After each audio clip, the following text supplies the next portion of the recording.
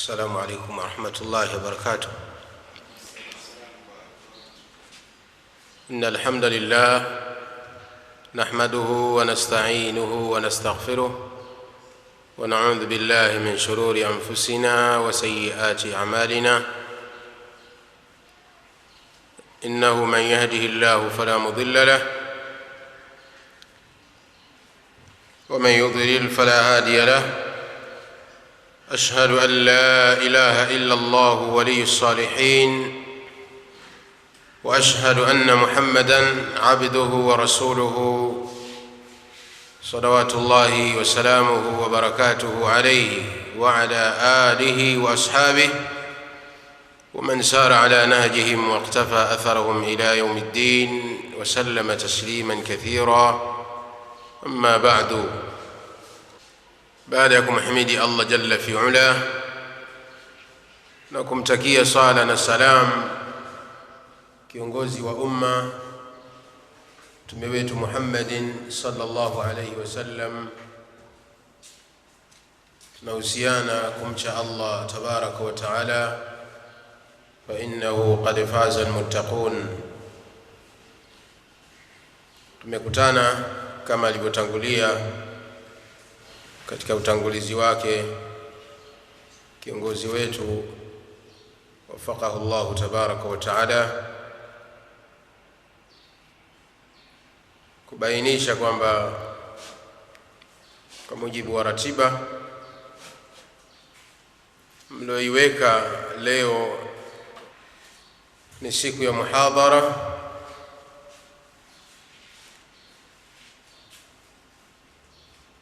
muhadhara ambao tunatarajia insha Allah taala kuwa ni wenye manufaa. Tutanufaika sisi wazungumzaji, kadhalika na nyinyi wasikilizaji.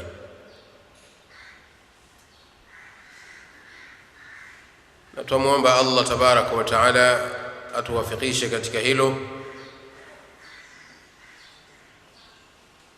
tukiwa katika mwezi wa Dhulqaada tarehe 1 1447 Hijiria, ikiwa ni sawa na tarehe 18 mwezi wa 4 2026.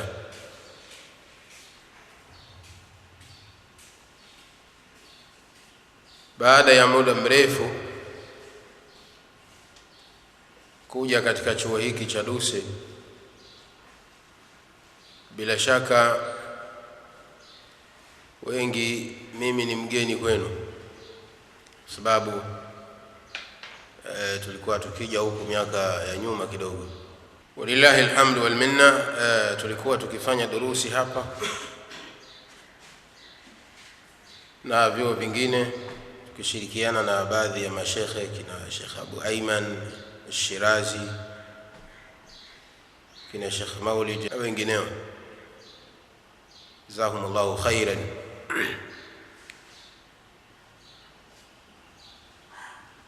Baadaye ratiba ya durusi kidogo ikakata vioni, ikapungua kasi, na sasa hivi walillahi alhamdu imerudi tena, na tumuomba Allah ajalie kasi hii endelee kuzidi kusonga mbele.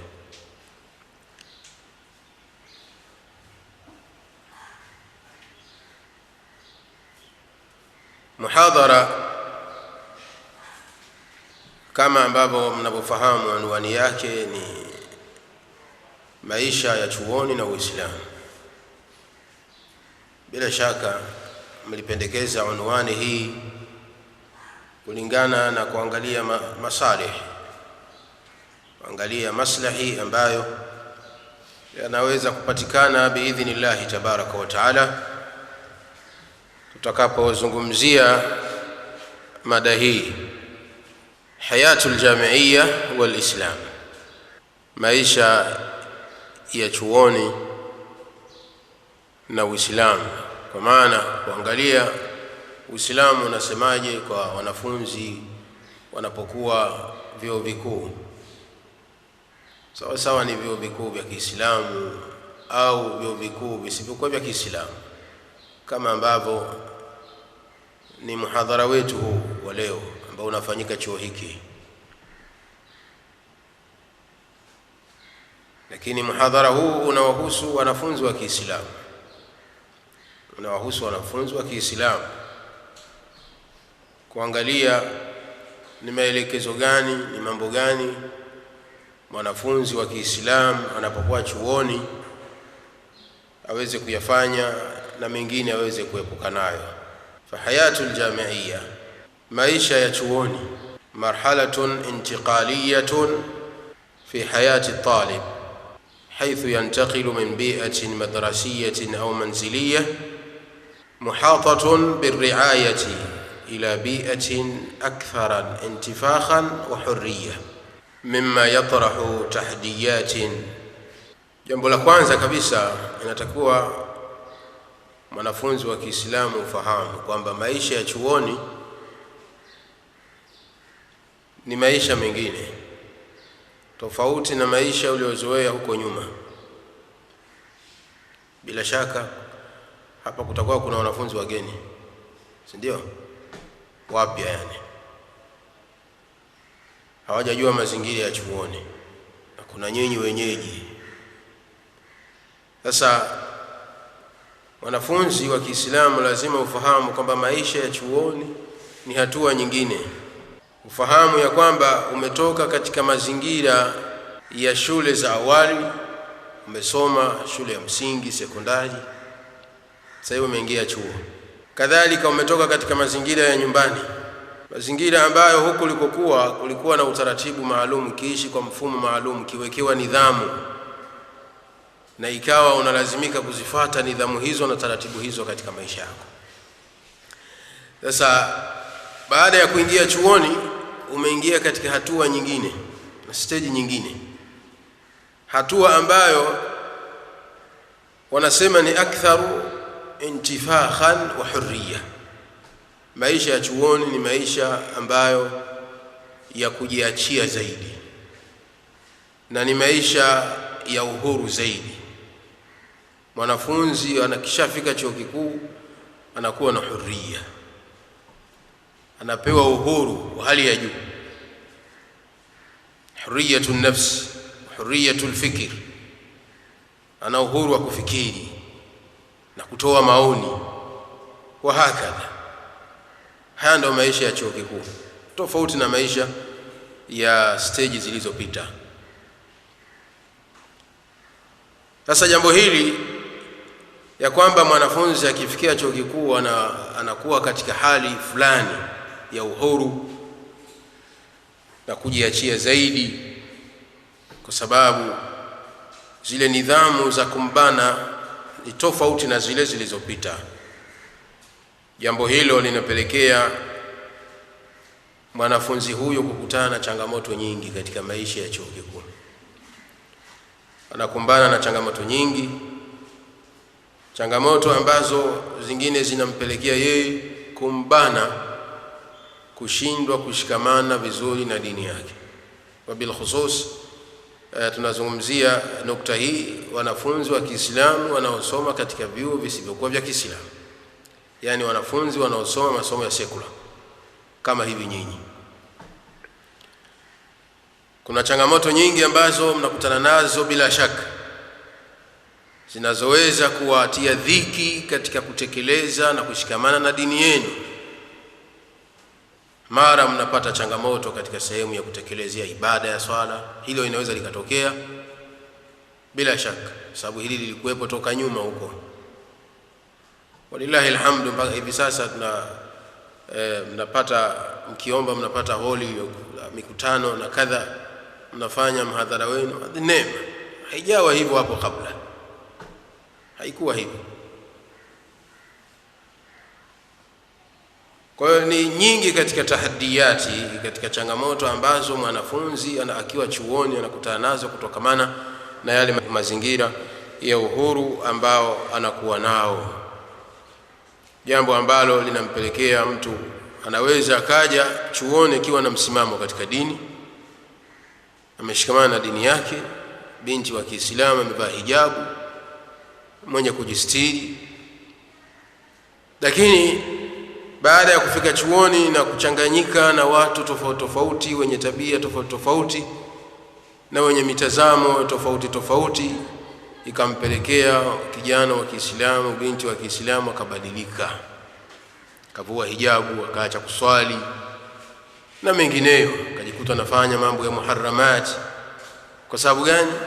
Kwa sababu ya bi'atul jami'iyya, mazingira ya chuoni.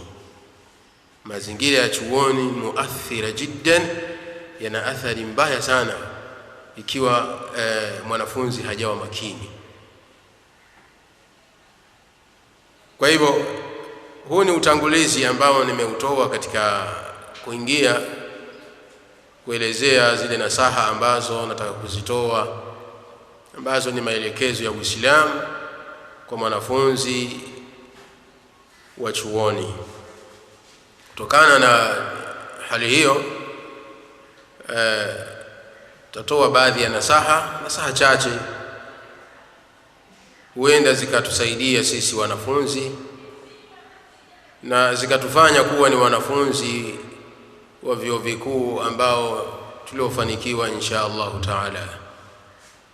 Na mwenye kuishi maisha haya kufuata maelekezo haya ambayo tutayataja kwa ufupi, basi itakuwa mwanafunzi utaishi hapa chuoni hayatan jami'iyatan najihatan, utaishi hapa chuoni maisha yenye mafanikio biidhnillah tabaraka wa taala. Na baada ya kutakharaji kwako, ukishamaliza masomo yako, biidhnillah Allah atatia taufiki kwa kile ulichokisomea na atajalia kabuli, kwa sababu mnasoma hapa kwa lengo la kutafuta maisha ya dunia.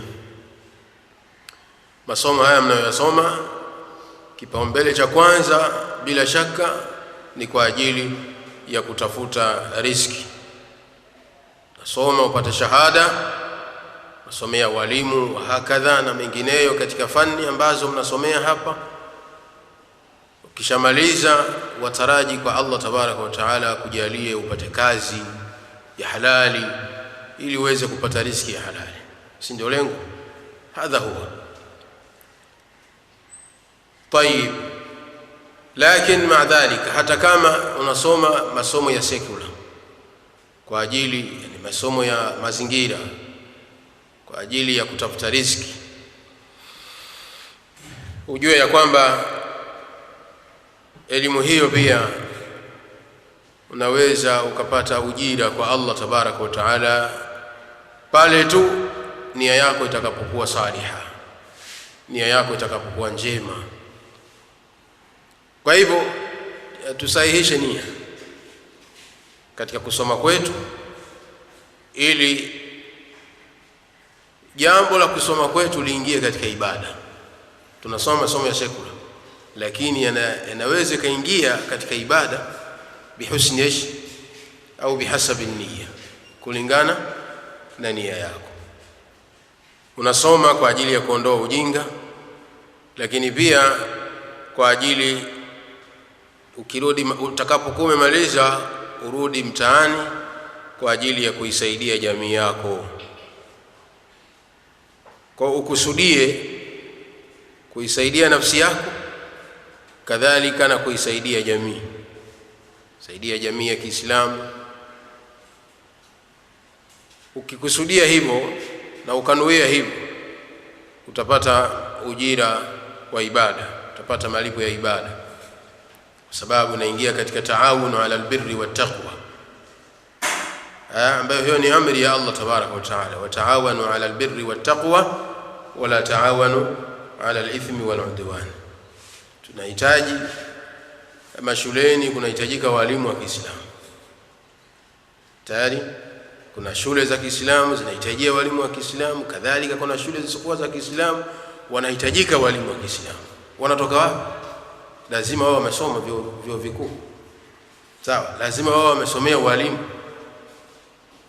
Sasa utapata ujira kwa wewe kutumia muda wako kusoma kwa lengo la kwenda kunufaisha jamii yako.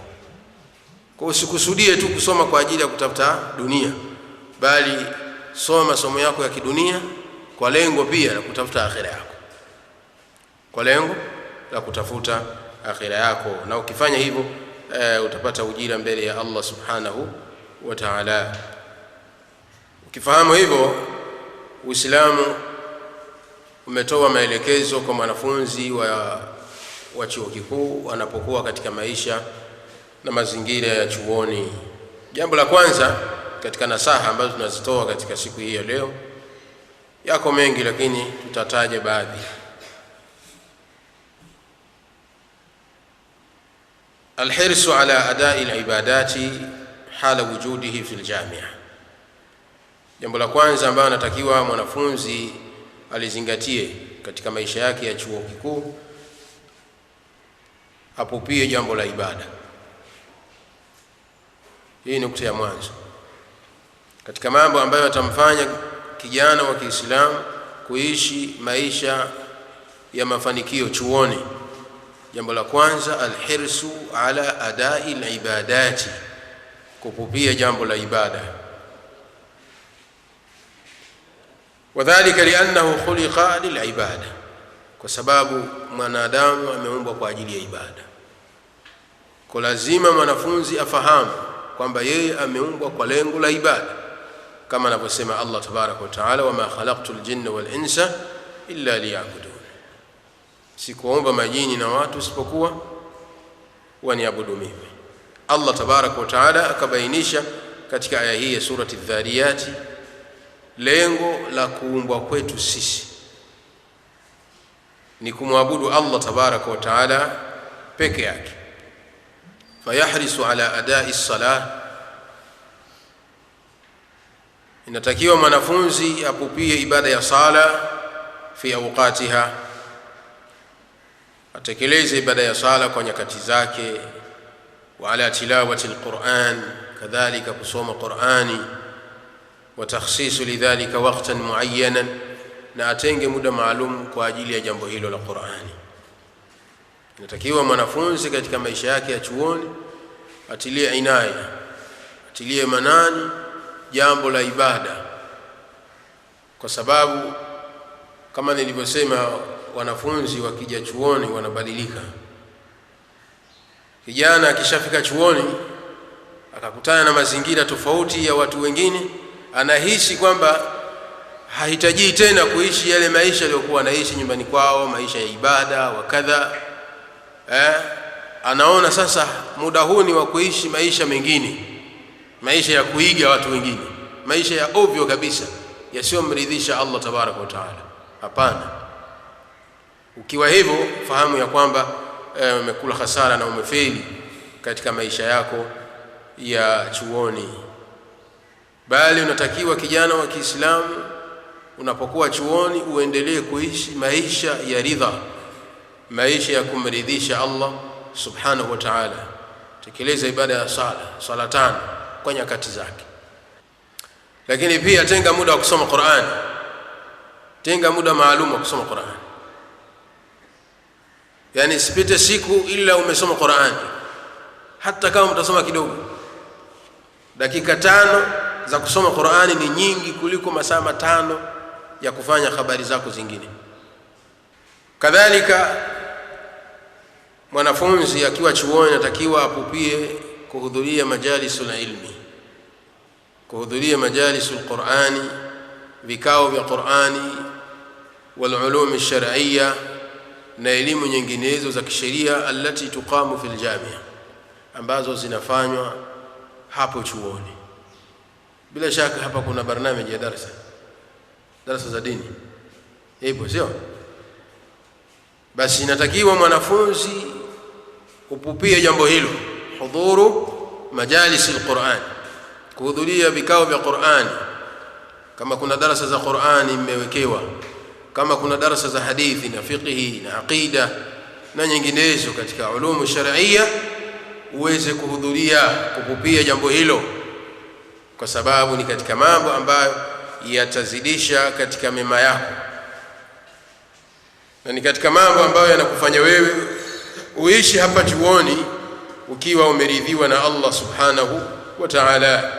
Kadhalika wayahrisu ala adhkari as-sabahi wal masai wad-du'a wal istighfar. Pia mwanafunzi apupie jambo la kufanya adhkari za asubuhi na jioni, kadhalika na dua, istighfari, kumuomba Allah tabaraka wa taala msamaha na kumuomba Allah tabaraka wa taala haja zako, akutatulie shida zako. Sote tuna mazonge ambayo tunahitajia kwa Allah tabaraka wa taala msaada. Upo chuoni hapa, muombe Allah tabaraka wa taala kusaidia katika masomo yako. Huenda unaingia darasani, mwalimu anasomesha huelewi kwa sababu ya mashakili ambayo yamekuzonga katika kichwa chako. Muombe Allah tabaraka wa taala thabati na taufiki. Wako wengine wanafika chuoni, wanasoma mwezi wa kwanza, mwezi wa pili, miezi mitatu haelewi kwa sababu ya mashakili mbalimbali. Sababu wengine mnakuja hapa mkiwa na familia. Sasa kwa yale mashakili na fitna mbalimbali na mazongi ya kimaisha, inafikia hatua mtu anafikiria kuacha chuo. Inafikia hatua mtu anafikiria kuacha chuo, anakatisha masomo yake, anaenda kufanya habari zingine. Anakatisha masomo halafu anaenda huko na kwenda, kila alichokifuata hafanikiwi. Yote ni katika mitihani na misukosuko ya kidunia. Sasa inahitaji taufiki. Inahitaji Muislamu mwanafunzi uwe karibu na Allah tabaraka wa taala kwa kumuomba. Waqala rabbukum ud'uni astajib lakum. Allah tabaraka wa taala asema niombeni nitakuitikieni, niombeni nitakujibuni maombi yenu. Allah tabaraka wa taala atutaka tumuombe yeye pekee, ana atatuitikia na kutujibu maombi yetu. Kwa hivyo mwanafunzi inatakiwa ajikite katika ibada, asisahau ibada, akajikita tu na masomo yake ya kidunia, akasahau masomo yake ya akhera, masomo ya dini, masomo ambayo yatamfanya yeye aendelee kumfahamu Mola wake, kuifahamu dini yake, kumfahamu mtume wake sallallahu alaihi wasallam. Masomo hayo kama yapo chuoni usiyaweke nyuma, yaweke mbele yako. Tena uyatangulize, uyape kipaumbele. Bila asafi shadidi, kwa masikitiko makubwa, utakuta wanafunzi wa Kiislamu ni wengi chuoni, lakini wanaohudhuria darasa za wiki za dini ni wachache. Na hiyo ni hasara kubwa na ni mtihani ambao wametahiniwa vijana wa Kiislamu na mabinti wa Kiislamu katika vyuo vikuu.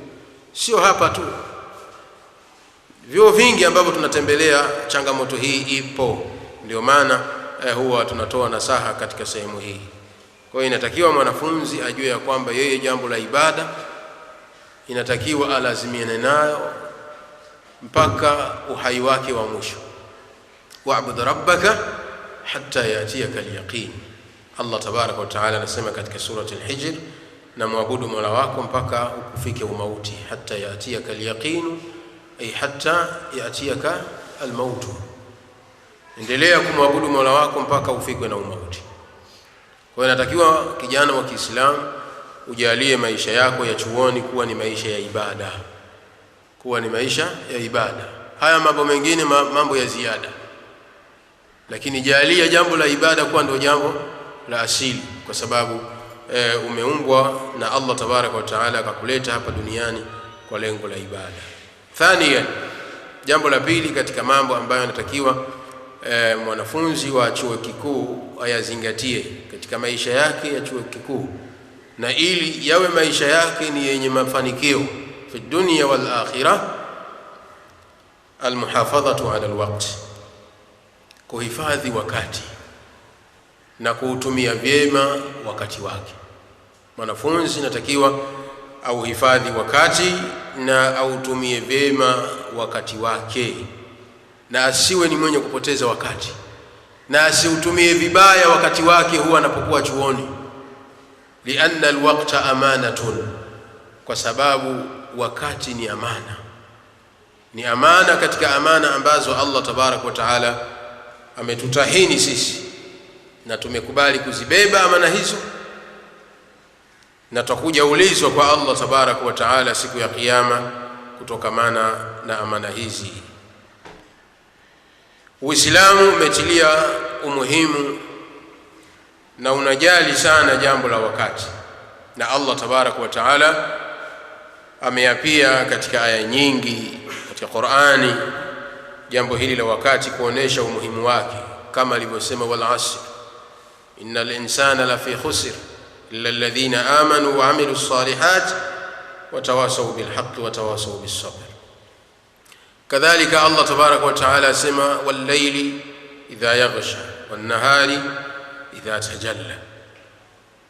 Zote hizi ni nyakati Allah tabaraka wa taala anaapa kwa wakati, wal fajr wa layalin ashr na nyinginezo katika ayati ambazo Allah tabaraka wa taala anabainisha ahamiyat alwaqt wa darurata igtinami, umuhimu wa wakati na ulazima wa kufaidika na wakati huo kabla haujatoweka, kwa sababu wakati ulionao ujue ya kwamba ni fursa hiyo.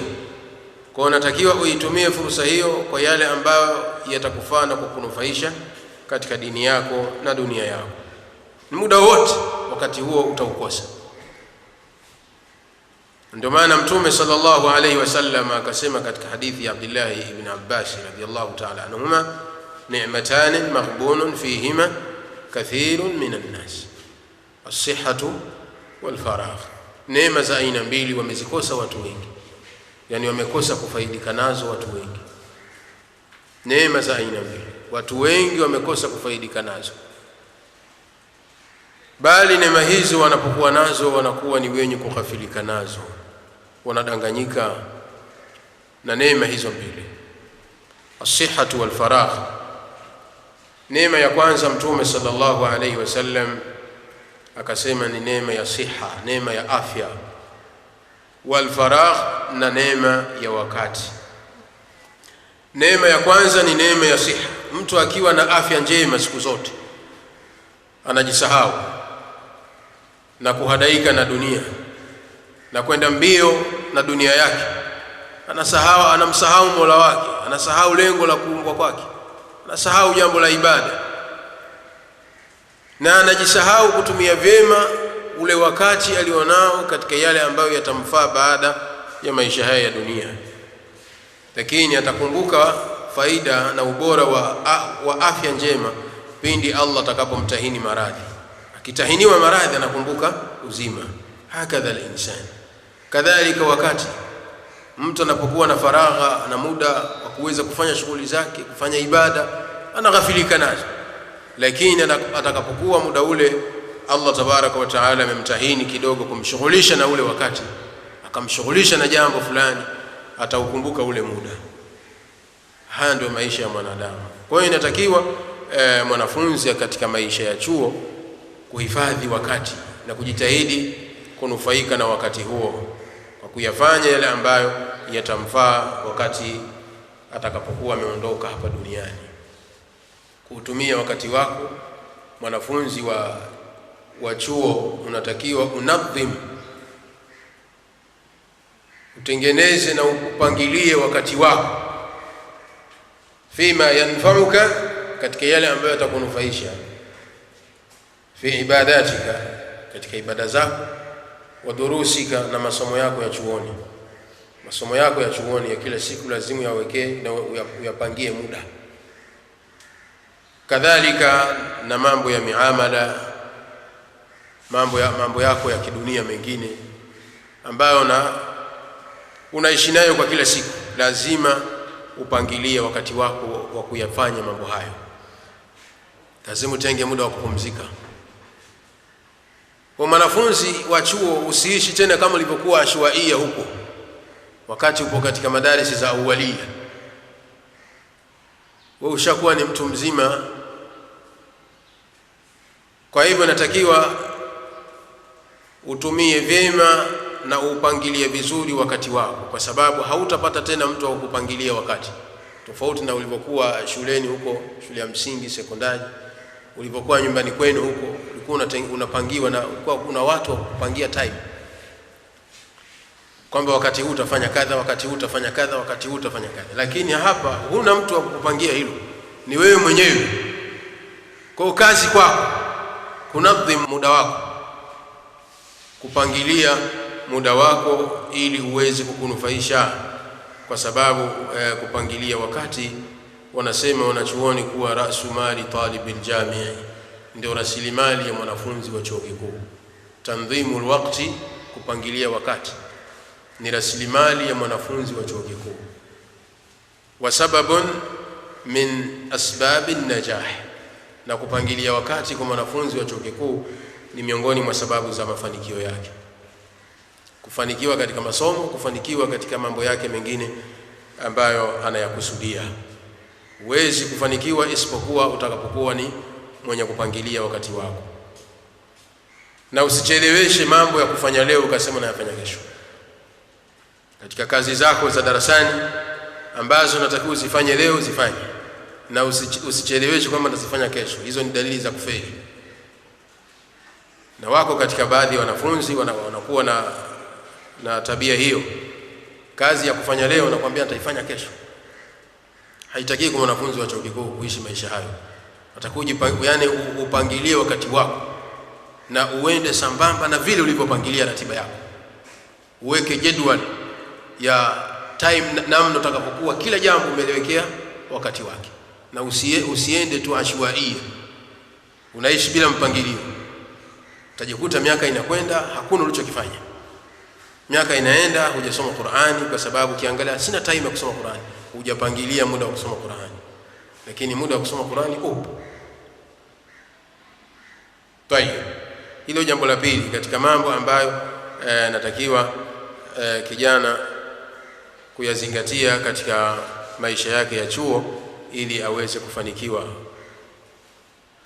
kuutumia vema wakati wako hapa chuoni, wabil khusus kutumia vema kwa yale ambayo yatakusaidia hapa duniani na kesho akhera. Jambo la tatu, at-tahalli bi akhlaqi al-islami fi at-ta'amul ma'a al-akharin, kujipamba na tabia njema, tabia za Kiislamu katika kuamiliana na watu wengine.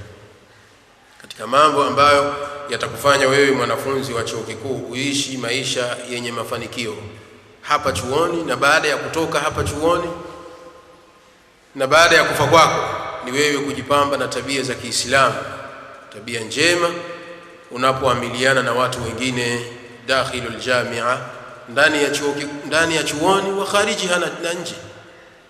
Unapokuwa chuoni, amiliana na wenzako muamala uliokuwa mzuri, tangamana na wenzako maisha yaliyokuwa mazuri.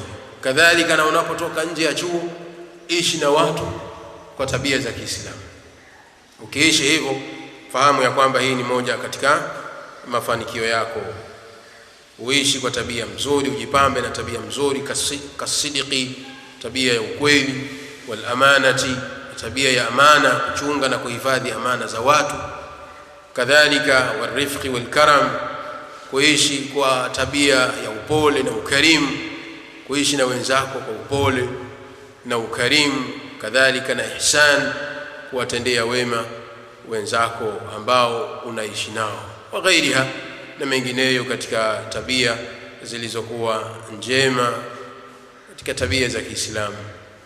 Wa tajannubul akhlaqi radhila, na kujiweka mbali na kujiepusha na tabia chafu. Baada ya kujipamba na tabia njema hapa chuoni, kadhalika unapotoka nje ya chuo, basi pia ujiepushe na tabia mbaya, kalkadhib, kama tabia mbaya ya uongo, wal khiyana, kadhalika tabia ya khiana, ambazo hizi ni tabia ya Uislamu umepiga vita. Tabia ya uongo, kadhalika na khiana, kutoka kutekeleza ahadi, wal hasadi wal hiqdi, kadhalika na tabia ya hasad.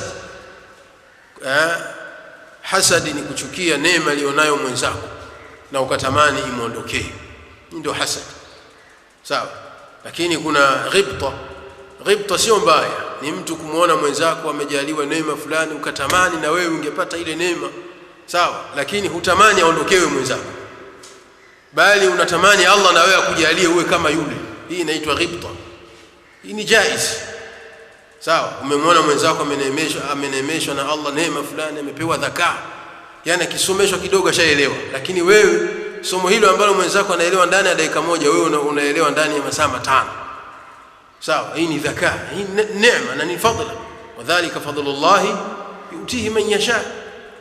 Sasa ukimwona mwenzako ameneemeshwa katika fadhila kama hizo, anaelewa sana kuliko wewe, basi usitamani kwamba Allah ampe junun, ampe wenda wazimu, achizike ili yani asiweze kuonekana katika macho yako, Allah mtahini maradhi na mfano hayo. Hii ni hasad.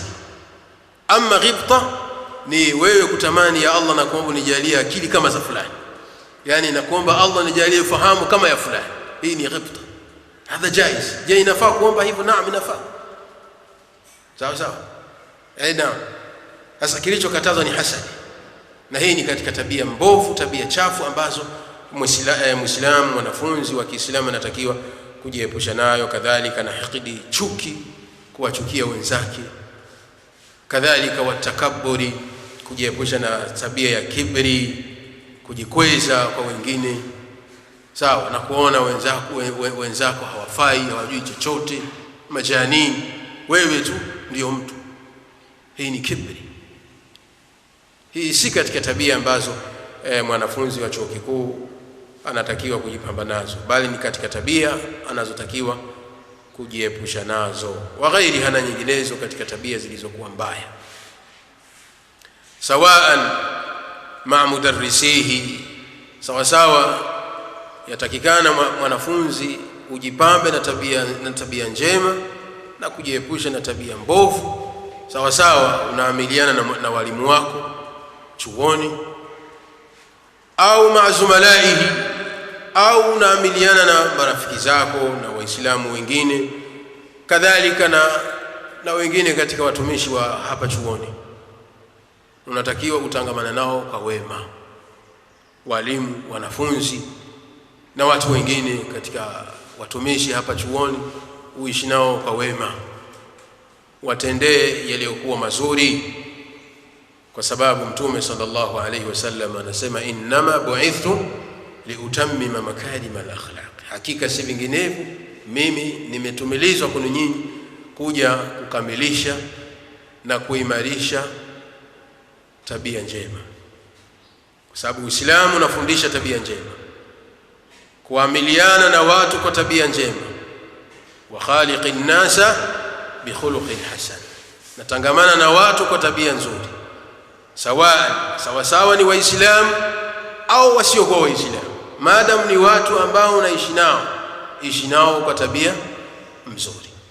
Waonesheni wasiokuwa waislamu mahasin al-islam, waonesheni wasiokuwa waislamu mazuri ya Uislamu kwa vitendo vyenu. Sawa, haya ni mambo ambayo yanatakiwa waislamu mnapokuwa vyuoni muyaoneshe, muyadhihirishe, yani muwaoneshe wasiokuwa waislamu mazuri ya Uislamu kupitia tabia zenu, ili na wao wajifunze kupitia nyinyi na waathirike kufuata Uislamu kupitia nyinyi, yani kupitia zile tabia zenu na miamala yenu ambayo mnaamiliana nao, na msiishi na watu kwa tabia zilizokuwa mbaya, zisizomridhisha Allah tabaraka wa taala, kadhalika tabia ambazo zisizowaridhisha watu wengine. Tayeb, kadhalika katika mambo ambayo yanatakiwa, jambo la 4 katika mambo ambayo yanatakiwa Muislamu mwanafunzi akiwa chuoni kuzingatia ili aweze kuishi maisha ya mafanikio katika mambo yake hapa duniani, kadhalika na kesho akhera inda Allah tabaraka wa taala, alhirsu ala hudhuri almuhadarat wa adam alghiyab, kupupia jambo la kuhudhuria kwenye vipindi darasani na kutoghibu, kuacha kufanya ghiyab. Na ni aibu kwa mwanafunzi wa chuo kikuu, unalala, unapoteza muda wa kuingia darasani. Wako baadhi ya wanafunzi, kama tulivyosema kwamba maisha ya chuoni si maisha ya kufuatiliana, yani ni maisha ya huria. Kwa usipojiongoza mwenyewe imekula kwako, kama ni kufeli utafeli mwenyewe. Sawa, usitegemee kwamba utashikiwa bakora, kwa nini jana hujaja. Walimu hawana habari hiyo, yani mwalimu yeye anakuja kutekeleza wajibu wake. Kuna wanafunzi wangapi yeye anafundisha, kipindi chake kimeisha, khalas kesha kija na kuja na ratiba nyingine. Sawa, kikubwa syllabus inakwenda. Sasa kuna baadhi ya wanafunzi wanachukulia fursa hii kwamba chuoni maisha mtu anajiongoza mwenyewe. Uingie darasani, hujaingia utajua mwenyewe. Madam nikifika wakati wa pepa uingie kwenye chumba cha pepa. خلاص.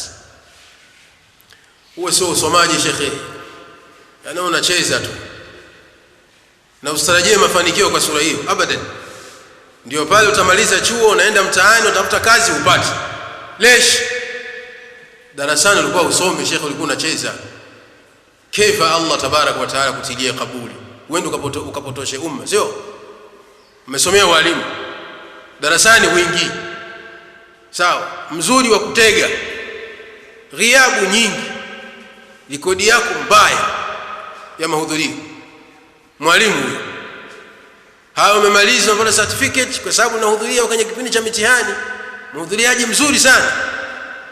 Na Allah saa zingine amekujalia dhakaa, una utambuzi wa hali ya juu. Unafahamu masomo. Lakini hili linakulia kufanya linakughuri hata kuingia darasani uingii. Na hii ni hasara. Sasa hii pia Allah tabarak wa taala anakuona na atakutahini. Inaweza ikapelekea hilo baadaye ukishamaliza masomo yako unatafuta kazi upate. Kwa hivyo kuhudhuria darasani pia ni katika mambo ambayo mwanafunzi wa chuo ayazingatie. Hudhuria darasani, acha kughibu, kwa sababu kuhudhuria darasani, kuhudhuria vipindi kwa mwalimu, wanasema wanachuoni kuwa ni asasun najah, ni msingi mkubwa wa mafanikio, ni msingi mkubwa wa kufaulu katika masomo yako, kadhalika na kufaulu katika dunia yako na lile ambalo unalisomea. Na ghiabu, kughibu, kutoka kuhudhuria darasani kuna athari mbaya sana, na ni msingi mkubwa wa kufeli, ni msingi mkubwa wa kufeli katika masomo yako. Na katika athari za ghiabu wameeleza maulama athari za ghiabu, kughibu darasani. Mwalimu anasomesha wewe umelala unafanya shughuli zingine. Moja katika athari zake na madhara ya ghiabu, dhaifu tahsili ilmi, ni kudhoofika ile tahsili ilmi. Huwezi kuipata elimu vizuri inavyotakiwa ikiwa kuhudhuria darasani kwa mwalimu.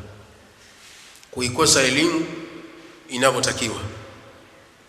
Unasema kama utajisomea mwenyewe, utasoma kwa wenzangu, tayib, utaelewa, lakini si kama utakapokaa chini ya mwalimu. Kwa madhara, katika madhara ya ghiabu ni dhaifu tahsili ilmi. Utakuwa na udhaifu wa kielimu. Sawa?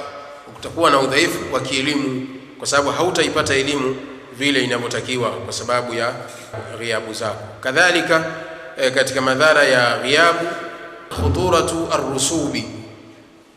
Sawa? Ni ishara ya kufeli katika mitihani. Ni katika sababu za kufeli katika mitihani na kufeli katika masomo yako, ile ghiabu. Kadhalika katika madhara ya ghiabu ni fuqdanu an-niqashati ma'a al-mudarrisin, ni kukosekana kile kitendo cha niqash, kumhoji mwalimu yale ambayo yamekutatiza darasani. Mwalimu anapokuwa anatoa darasa, anatoa muhadhara, akishamaliza au katikati ya muhadhara kama kuna mwenye ishkali, nani hajaelewa katika haya mazungumzo, unanyosha mkono unauliza, hapa sijaelewa unakusudia nini. Sawa? Hii niqash inakusaidia wewe kuelewa darasa. Sasa ukiwa haupo darasani unakosa jambo hili. Na ni katika mambo ambayo yanaongeza dhakaa na yanakufanya wewe uweze kuelewa darasa, uweze kufahamu somo. Sasa ukiwa ni mtu mwenye kufanya ghiabu, utawezaje kulifanya jambo hili? Tena unakuta walimu, mwanafunzi ambaye alikuwa na ghiabu nyingi, baadaye akishakuwa ni mwalimu anakuwa ni mkali sana kwa wanafunzi kwenye ghiabu, viboko kwa wingi. Sawa? Anawatandika hasa wanafunzi wake wanapokuwa na ghibu, lakini anasahau kwamba yeye alikuwa ni katika watu wa mwanzo wameacha rekodi mbaya ya ghiabu darasani. A'udhu billah. Hii haitakikani kwa mwalimu. Ukiwa wewe unajiandaa kuwa mwalimu mzuri, basi jitahidi sana kuhudhuria darasani na usiwe na ghiabu. Tayeb, jambo la tano katika mambo ambayo anatakiwa mwanafunzi kuyazingatia, at-tawakkul wal-i'timadu ala Allah jalla wa ala, kumtegemea Allah. Hii nukta ya msingi sana. At-tawakkul wal-i'timadu ala Allah, kumtegemea Allah tabaraka wa taala na kuegemeza mambo yako yote kwake yeye. Hii nukta ya msingi kwa mwanafunzi aljamii, mwanafunzi wa chuo kikuu. Katika nukta za msingi anatakiwa amtegemee Allah tabaraka wa taala. ومن يتوكل على الله فهو حسب. Allah tabaraka wa taala asema, na mwenye kumtegemea Allah, Allah tabaraka wa taala yutosha, Allah yumtosheleza. فعلى طالب الجامع أن يعتمد على الله تعالى خلال دراسته. ni juu ya mwanafunzi wa chuo kikuu amtegemee Allah tabaraka wa taala katika masomo yake wakati wote anapokuwa chuoni.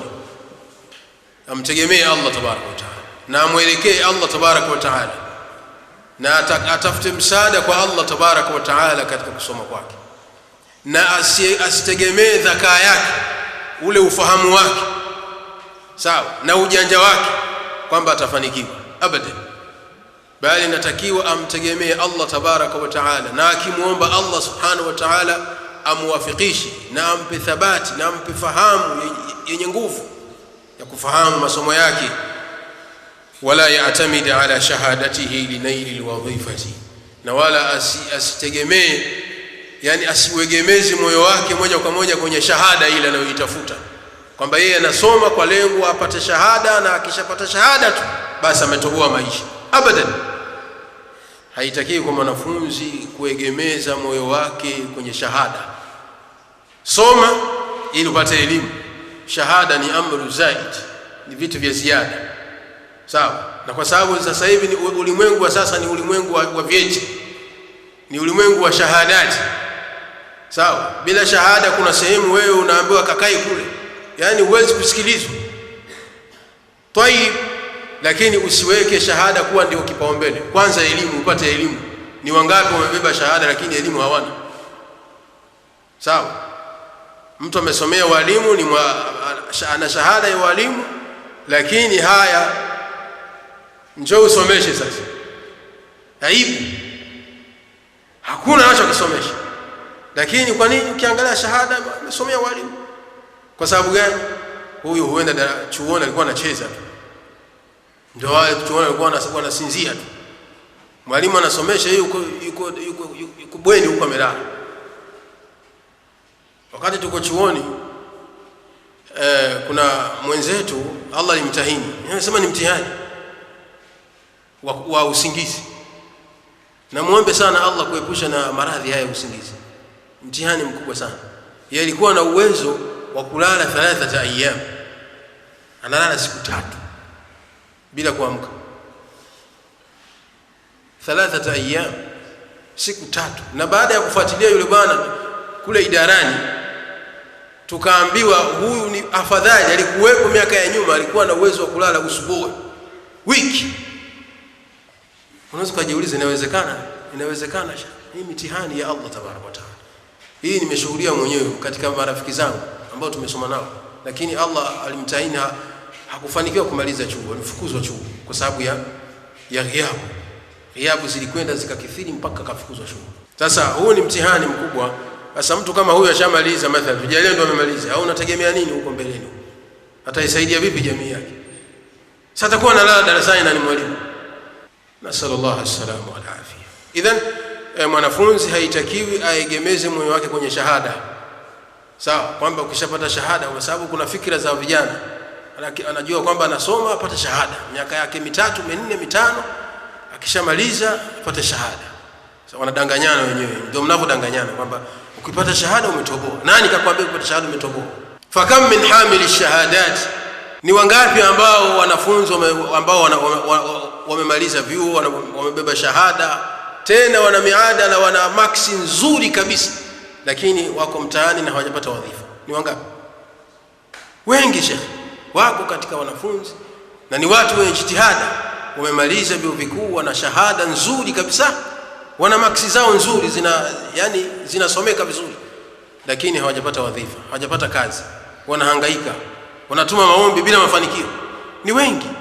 Kwa kupata kazi yahitaji tawfik, inahitaji tawfiki ya Allah tabaraka wa taala. Sasa tawfiki ya Allah tabaraka wa taala inaanza hapa chuoni. Wakati wasoma unatakiwa umtegemee nani? Allah tabaraka wa taala. Na usitegemee shahada kama mimi nasoma nipate shahada, hii shahada itanisaidia. Hii anayekusaidia ni Allah tabaraka wa taala. Sawa, hii shahada ni sababu tu ya wewe kupata msaada, lakini anayekusaidia ni nani? Allah jalla fi ula. Ukitegemea shahada na ukajalia moyo wako ukafungamana na shahada bila kumtegemea Allah, ndio pale unamaliza chuo, unakwenda mtaani, unahangaika, mwisho unaamua ngoja niangalie bodaboda. Khalas, maisha yako yanaisha kwenye bodaboda au kuuza genge, maisha yaendelee na una shahada yako. Sawa. Kwa hivyo hii nukta ya msingi wanafunzi tuizingatie sana tunapokuwa hapa chuoni, kumtegemea Allah tabaraka wa taala. Jambo la mwisho katika nasaha za leo biidhnillah tabaraka wa taala, alhadharu min asdiqai su'i, kutahadhari, yani kujiepusha na marafiki waovu. Alhadharu, kutahadhari, kwa maana kujiepusha, min asdiqai su'i, kutokana na marafiki waovu, kwa sababu rafiki ana nafasi kubwa ya wewe kusalimika katika dini yako, kadhalika na kuelewa masomo yako na kufaulu vizuri katika masomo yako na kufanikiwa katika dunia yako. Rafiki yako na nafasi hiyo, tena nafasi yake ni kubwa. Lakini pia rafiki yako unajua ana nafasi kubwa ya wewe kufeli katika dini yako, kuacha msimamo wako wa dini, kufeli katika masomo yako na kufeli katika dunia yako. Rafiki yako anayo nafasi kubwa ya wewe kufanikiwa au kufeli. Kwa ukijua rafiki ana nafasi kubwa kwa wewe, unatakiwa uwe makini kumchagua rafiki. Mchague rafiki mwema, kwa sababu rafiki mwema atakuongoza na atakusaidia katika yale ambayo yatakufaa fi dunia wal akhirah. Rafiki mwema akikuona unafanya maasi anakunasihi, sawa, na ukutahadharisha. Na akikuona umezembea kunako mema anakunasihi na kukukumbusha uweze kurudi kwa Allah tabaraka wa taala. Huyo rafiki mwema. Rafiki muovu akikuona upo katika ibada anakuambia ushakuwa msikiti sasa, sawa. Huyo rafiki muovu akikuona swala ushakuwa msikiti, kila siku msikiti, sawa. Akikuona unavaa hijabu anaona unajizeesha, msichana mdogo tena ushakaa mbibi, umevaa hijabu tena umetinga na nikabu, anakuambia unajizeesha. Mushkila na mengineyo katika maneno ambayo ni maneno ya kukatishana tamaa, ambayo umechelewa, mambo yashapitwa na wakati. Sasa hivi tunakwenda na wakati uliopo sasa hivi, mtandawazi sasa hivi tunakwenda na wakati. Mtume sallallahu alayhi wasallam amehimiza sana kumchagua rafiki mwema wa kuamiliana naye, na akapiga mfano wa rafiki mwema na rafiki mwovu. Akasema innama mathalul jalisi salih wa jalisi su'i, mfano wa rafiki mwema na rafiki mwovu, kahamilil miski wa nafikhil kiri, ni kama mfano wa muuza miski na mfua vyuma. Fahamilul miski, akasema Mtume alayhi salam, muuza miski, imma an yuhdhiyaka, ukiamiliana naye, ukiishi naye, ukikaa naye, muuza miski ukikaa naye, imma an yuhdhiyaka, anaweza kukupa katika sehemu ya yale manukato, anaweza kukupa katika manukato, akakupaka manukato ukanukia, sawa. Anaweza kukupa majana, kukupa bure. Wa imma an tabta'a minhu, au unaweza kununua, ukivutiwa na yale manukato yake unaweza kununua ukanufaika na yale manukato.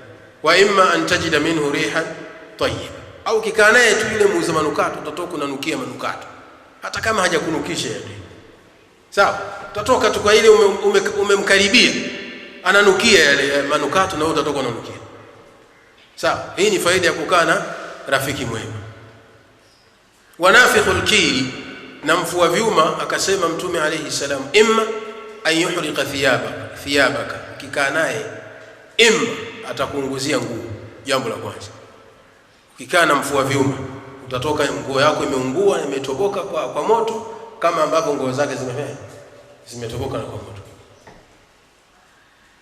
Wa imma an tajida minhu rihan muntina, asipokuunguzia nguo zako basi utatoka pale alipo unanuka mioshi. Sawa, utatoka unanuka harufu mbaya kama anavonuka yeye, harufu ya vyuma. Huu ni mfano Mtume sallallahu alaihi wasallam ameupiga wa rafiki mwema na rafiki mbaya. Kwa rafiki mwema ukikaa naye atakuvutia na atakunasihi kufanya mema na atakukataza na kukutahadharisha na mabaya. Lakini rafiki mbaya ukikaa naye atakuvutia na kukunasihi kufanya mabaya na kufunga mlango wa wewe kufanya mema. Haya ndio madhara ya kutangamana na rafiki aliyekuwa mbaya. Na Mtume sallallahu alayhi wasallam kadhalika akasema, almar'u ala dini khalilihi, mtu anakuwa katika dini ya yule kipenzi wake, mtu anakuwa katika dini ya yule anayempenda sana. Falyanzur ahadukum man yukhali, basi mmoja wenu angalie anasuhubiana na nani. Mmoja wenu aangalie nani anamfanya kuwa ni kipenzi chake. Hadithi hii Mtume alayhi salam anabainisha kwamba kila mtu ni mwenye kuathirika na dini ya rafiki yake. Kila mtu ni mwenye kuathirika na dini ya rafiki yake, ni mwenye kuathirika na tabia ya rafiki yake, ni mwenye kuathirika na mwenendo wa rafiki yake. Huo ndio uhalisia ulivyo. Ndio maana wakasema anil mar'i la tasal wa absir qarinahu. Ukitaka kujua hali ya mtu usimuulize mwenyewe, bali muangalie rafiki yake, kwa sababu kumjua mtu vizuri ni kupitia rafiki yake. Mtu anajulikana kupitia yule rafiki yake ambaye anasuhubiana naye. Ukimwangalia mtu kwamba anasuhubiana nani, anasuhubiana na fulani, ukiona rafiki yake ni muovu, tia shaka na yeye katika tabia zake. Sawa?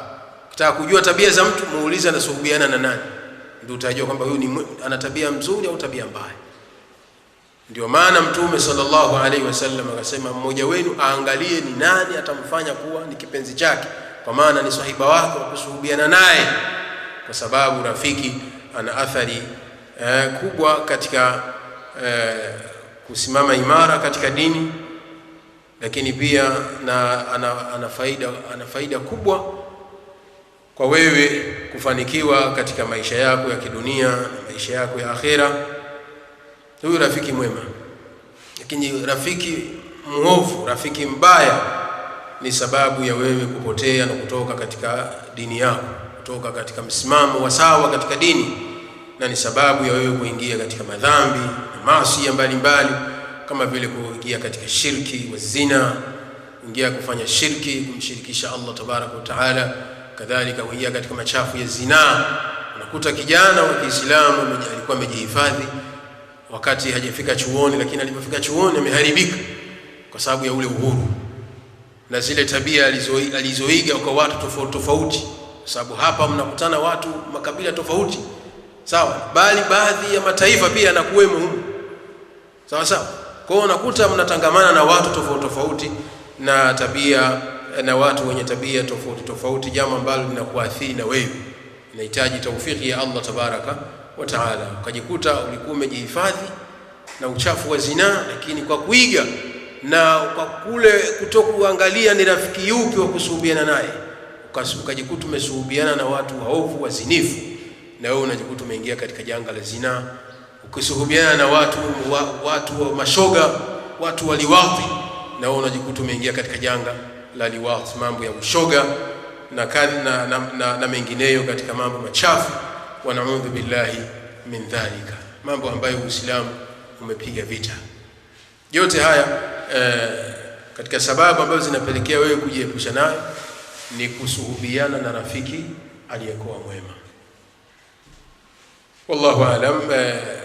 Nukta zipo nyingi, lakini tumeishia kutaja hizo nukta 6 ambazo zinamfanya mwanafunzi wa chuo kikuu aishi maisha ya mafanikio hapa duniani, kadhalika na kesho akhera mbele ya Allah tabaraka wa taala, maisha ambayo ni yenye kuridhiwa na Allah tabaraka wa taala, ambayo ni maisha yenye kufuata mfumo na mafundisho ya Uislamu.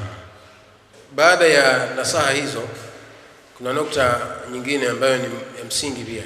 Hizi nitazitaja kwa upesi, tutakuwa mkiandika baadhi ya adabu ambazo natakiwa jipambe nazo mwanafunzi wa chuo kikuu wakati akiwa chuoni. Hizi tutataja baadhi, pia ziko nyingi. Kuna adabu ambazo zinafungamana na mwanafunzi nafsi yake. Adabu za mwanafunzi zina vigawanyo. Kuna adabu ambazo zinafungamana na mwanafunzi mwenyewe. Kuna adabu ambazo zinafungamana na mwanafunzi na masomo yake. Kuna adabu ambazo zinafungamana na mwanafunzi na wenzake, wanafunzi wenzake na walimu wake. Kuna adabu ambazo zinafungamana na mwanafunzi na hosteli, mabweni. Hizi tutataja kwa upesi. Sehemu ya kwanza, adabu ambazo zinafungamana na mwanafunzi mwenyewe nafsi yake. Jambo la kwanza, ikhlas. Jambo la pili, an yahmad Allah ta'ala ala ni'mati al-ilm. Yatakiwa mwanafunzi amshukuru Allah kwa neema ya elimu. Baada ya ikhlas, amshukuru Allah kwa neema ya elimu, Allah kumwafikisha kuja chuoni kutafuta elimu. Ni wengi wenzako wanatamani fursa hiyo ambayo umeipata wewe, lakini Allah hajawafikisha kufika hapa chuoni. Ni wangapi wameomba chuoni lakini hawajafanikiwa? Sawa. Kwa hivyo wewe ambaye umefanikiwa, Allah amekuwafikisha, umeomba, umekuja chuoni, umepata nafasi ya kuingia chuoni, basi mhimidi Allah kwa neema hiyo. Kadhalika at-tawadhu wa adamu at-takabbur, kuwa mnyenyekevu na kuacha kiburi. Katika adabu za mwanafunzi kwa nafsi yake, kuwa mnyenyekevu na kuacha kiburi, yani kuwa mnyenyekevu kwa wenzake, kuwa mnyenyekevu kwa watu wote na kuachana na sifa ya kiburi. Mtume sallallahu alaihi wasallam anasema, man tawadha lillahi rafa'ahu Allah. Atakayenyenyekea kwa ajili ya Allah, Allah atamnyanyua. Usijinyanyue, Allah atakunyanyua tu. Sawa? Usijikwezi, usijipaishi, Allah afanye, atakunyanyua mwenyewe Allah subhanahu wa ta'ala. Lakini pia katika adabu za mwanafunzi kwa nafsi yake pia, at-tabkiru fi an-nawmi wa adamu as-sahri fima la nafa fihi, kuwahi kulala usiku na kuacha kukesha kwa mambo yasiyokuwa na faida. Sawa, hii pia ni katika adabu za mwanafunzi kwa nafsi yake, anatakiwa jipambe nazo, kuwahi kulala wakati wa usiku na kuacha kukesha katika mambo yasiyokuwa na faida. Kwa sababu wanafunzi wa vyuo vikuu wengine wanakesha, hawalali, ndio mpaka asubuhi darasani aingie. Kimuuliza vipi, anamwambia usiku sijalala. Ulikuwa unafanya nini? Ulikuwa unasoma? Nilikuwa naangalia movie fulani hivi ya Kichina sio ya kinini. Alhamdulillah. Mtu anakesha kwenye simu, amekesha anaangalia juu hivi. Simu kisha chaja, naweka chaja, naendelea na kazi. Sio kama anasoma, yupo kwenye mambo ya lagha. Hii haitakiwi. Kadhalika katika adabu zake mwanafunzi, al-inayatu bin nadhafati, kupupia jambo la usafi. Kupupia jambo la usafi, nadhafatul badani wa thiyab, usafi wa mwili, usafi wa mavazi, kusafisha mwili wako vizuri, nywele, kupunguza makucha. Kuta mwanafunzi, yani haiendani kabisa na mwanafunzi wa chuo kikuu kuwa mchafu. Haiendani kabisa na mwanafunzi wa chuo kikuu. Yani wewe ni mtu mwingine tofauti na wanafunzi wa awalia. Sawa? Wewe ushakuwa kama nilivyosema katika marhala, katika stage nyingine, lazima utofautiane na wengine. Ujiweke katika mazingira mazuri na Uislamu ni dini ya usafi. Al-Islam dinu nadhafa. kama alivyosema Mtume alayhi salam, at-tuhuru shatrul iman, usafi ni sehemu katika imani. Sawa? Kwa usijiweke mchafu, si katika imani Muislamu kuwa mchafu. Sasa kwa mchafu ndio imani. Nani kakwambia? Ambaye shehe mchafu yani kanzu zake chafu au suruali zake chafu, awali ndio wacha Mungu wenyewe. Nani kakwambia kwamba wacha Mungu ni wachafu? Uislamu unafundisha watu wawe wasafi ndani na nje, usafi wa nyoyo na usafi wa mwili na mavazi. Sawa sawa. Hizi ni baadhi ya adabu ambazo zinafungamana na mwanafunzi nafsi yake mwenyewe. Sehemu ya pili, adabu ambazo zinafungamana na mwanafunzi na masomo yake. Kujitahidi kutafuta elimu, yani kujitahidi kusoma. Watajannubul kasal, na kujiweka mbali na uvivu, kujiweka mbali na sifa ya tabia ya uvivu. Hii hali ya uvivu si hali ambayo inafungamana na mwanafunzi wa chuo kikuu, sababu wewe unasoma tayari. Sasa ukimaliza hapo unaenda mtaani kuwa ni mwalimu, kuwa ni manager wa makampuni wa kadha, utaenda kuwa ni watumishi wa umma. Sawa? Sasa utakuwaje mtumishi aliyekuwa bora wakati hukuwa ni mwanafunzi mzuri darasani? Kwa kuwa na juhudi katika kusoma. Jambo la pili, hudhurul muhadarat fil qa'ati, kama tulivyosema, kuhudhuria vipindi vyote darasani. Na kama ambavyo nimekuja kulitilia mkazo hapa, ustadhi anasema unasemaje? Kuzima moto. Acheni habari hiyo ya kuzima moto bwana. Ingieni darasani kwa wakati wake. Tabia hii ya kuzima moto sio tabia nzuri. Sawa? Allah hapendi hivi.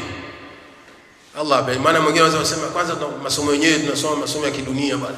Ya akhi, haya masomo ya kidunia ndio yaliyokuleta hapa. Masomo yaliyokuleta hapa unatakiwa uyape kipaumbele. Na katika kuyapa kipaumbele masomo yako ni kuhudhuria darasani na kuacha kuzima moto. Acheni tabia hiyo ya kuzima moto na kusoma siku ya mtihani, kwamba kesho mtihani ndio tunakesha. Watu vijiwe hakuna kulala. Wanalala muda baada alfajiri ndio wanaenda kulala mpaka alfajiri na wapita. Mtihani huo. Na haya hayapo tu katika vyuo vya kisekula, bali mpaka vyuo vya kidini hapo. Sababu tumeona haya. Sawa? Tumeona hayo kwa wenzetu. Haya tunayoongelea yapo. Wanafunzi wanasoma dini na bado haya ya kughibu darasani ni katika tabia zake. Hizi si tabia nzuri. Hata kama hufuatiliwi, hata kama upigwe bakora, basi wewe unatakiwa ujiongoze mwenyewe. Kwa sababu wewe ni kiongozi wa baadaye. Tunatarajiwa baada ya kumaliza chuo unakwenda kuwa ni kiongozi. Sasa utakuwaje kiongozi bora wakati wewe ni mtu wa zima moto? A'udhu billah. Kadhalika tanzimu wakati almurajaa, katika mambo na tabia na adabu za mwanafunzi katika masomo yake. Tanzimu wakati almurajaa, kupangilia wakati wa murajaa, kupangilia wakati wa kurejea masomo yako aliyaumia kwa kila siku. Andaa jadwal, ima andika jadwal kwa karatasi au kwenye simu yako au kwenye kompyuta yako. Kama ni karatasi bandike kabisa kwamba hii ni ratiba yangu ya kila siku. Yani ratiba ya kila siku kuanzia asubuhi mpaka usiku. Kwamba nakuwa nafanya saa kadha, nafanya hili, nasoma hili wa hakadha. Wasualu amma ashkalati alayhi, na kuuliza sana yale ambayo yamemtatiza katika masomo. Sawa? Usikae mwanafunzi haiendani kabisa na mwanafunzi wa chuo kikuu kukaa anasoma masomo haelewi alafu anasema anafunika mashimo. Ni aibu mwanafunzi wa chuo kikuu kufunika mashimo. Utasomea wapi? Leo unategemea utasomea wapi ikiwa unafunika mashimo na uko chuoni? Hapa chuoni ndio unatakiwa usome uelewe masomo. Kama hujaelewa darasani, watafute wenzako wakueleweshe. Na kama kuna walimu unaweza kuwatafuta wa kuelewesha, watafute kwa muda wa ziada. Alimradi miaka yako hii 3, 2, 4 ya chuoni, masomo yako uliokuja kusoma, takhasusi yako unaosomea uielewe vizuri. Utakapotoka hapa uende kukasaidie jamii. Kama wewe ni mwalimu, basi utoke hapo ukiwa ni mwalimu mzuri. Sawa sawa? Sasa utatokaje ukiwa ni mwalimu mzuri hali ya kuwa hukuwa ni msomi mzuri darasani, ukiwa na muda wa kufanya muraja, muraja unaweza kufanya mwenyewe au ukafanya muraja na wenzako, muraja wa vikundi, sawa, yote sawa, kuangalia njia iliyokuwa nyepesi. Lakini jambo la mwisho katika adabu za mwanafunzi na masomo yake, al-istifadatu min maktabati al-jamia, kusoma sana na kuingia library, kuingia maktaba, kusoma. Mwanafunzi wa chuo kikuu ni aibu mwanafunzi wa chuo kikuu kutoka kuingia maktaba ya chuo kujisomea, ni aibu.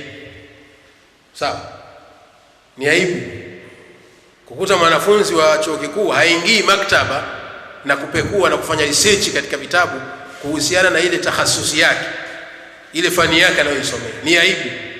Sasa sijui anategemea ataenda kusomea wapi, ataenda kufanya research wapi?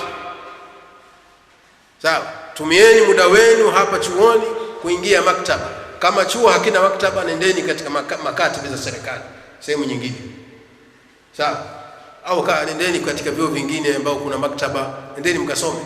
Yani hakikisha unajisomea sana, hususan katika ile tahasusi yako, hiyo fani yako, soma sana. Sawa, ukishaona umesoma sana katika fani yako, ndio unaweza ukahamia fani zingine kusoma. Lakini sana soma katika fani yako, uielewe inavyotakiwa, ili ukaeleweshe wengine au ukaifanyie kazi vile inavyotakiwa. Tunaelewana? Bil asafi shadidi, wako katika wanafunzi wengi wa vyuo vikuu, ukimuuliza maktaba iko wapi, hajui iko wapi. Maktaba ya chuo ukimuuliza iko wapi, hajui. Sawa, hata mlango wa kuingia anamwambia sijawahi kuingia maktaba. Wewe mwanafunzi gani? Mwanafunzi wa chuo shaka hujui maktaba? Au unasomaje? Au ndo mnakwenda na wakati, sio? Yaani wewe maktaba yako ni Google, si ndio? Kile ukitaka kidogo na unashusha tu kwenye simu yako, basi unajisomea tu kwa kitandani. Na ndio maana hii mitandao imekuja, imerahisisha mambo, lakini pia inasababisha watu kuwa wavivu kusoma vitabu. Hii mitandao hii, sawa, imesababisha watu kuwa wavivu kujisomea. Naudhu billahi min dhalika. Tusome sana, someni sana. Watu wengi wao wanafeli na huwa wanakuwa na udhaifu wa elimu kwenye takhasusi zao kwa sababu ya kutokusoma. Tayeb, sehemu ya mwisho, muda umekwisha. Tamalizia na baadhi ya adabu zinazofungamana na hosteli. Adabu zinazofungamana na mwanafunzi na marafiki zake zinaingiliana na hizo ambazo tumezitaja, na nyinginezo tutosheke na hizo inshallah. Adabu zinazofungamana na mwanafunzi na mabweni. Jambo la kwanza, yatakabala shuruta wa andhimata sakan, akubaliane na masharti na nidhamu za hosteli.